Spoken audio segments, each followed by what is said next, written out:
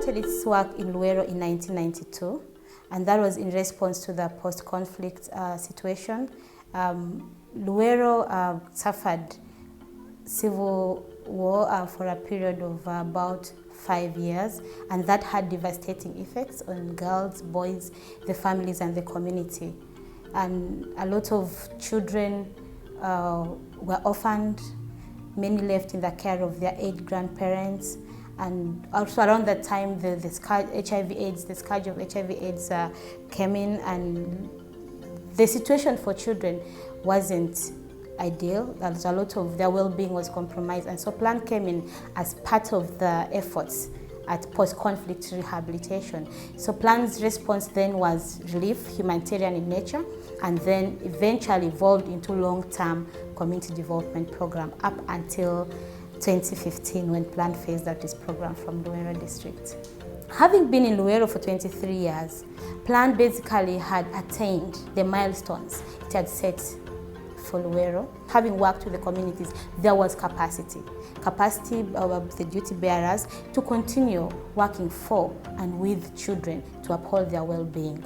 And then also in regards to the phase out, Plan undertook a pre-phase out evaluation study that actually pointed to gains made in selected human development indicators, and that was a confirmation that indeed Luwero we had attained milestones in Luwero.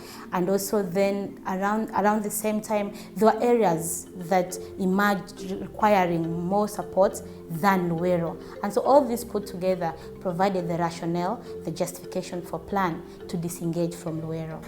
I think in our opinion as the team in Plan Uganda, this is unique in the sense that first of all to us as Plan International Uganda, it's the first total phase out we are experiencing.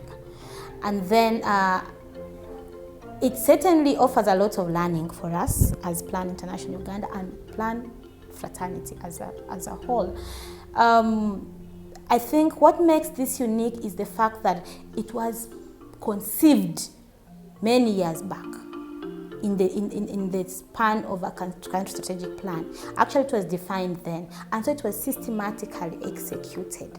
And so with that being a systematic process made it quite unique, because we know that in our country, Uganda, we've had organizations that just wind up one time, you hear they are no more, and communities are left, and partners, people are like, what's happening? And then the gains that which have been made, what is the next, what's the plan, sustainability, all those become unresolved, and compared to when you do it systematically. So for Plan, we actually, even our partners acknowledge, the district, the government acknowledges this was one of the best phase outs they've actually seen, and they have been a part of, because it's been systematic, gradual, and every other stakeholder has been part of it along the way. And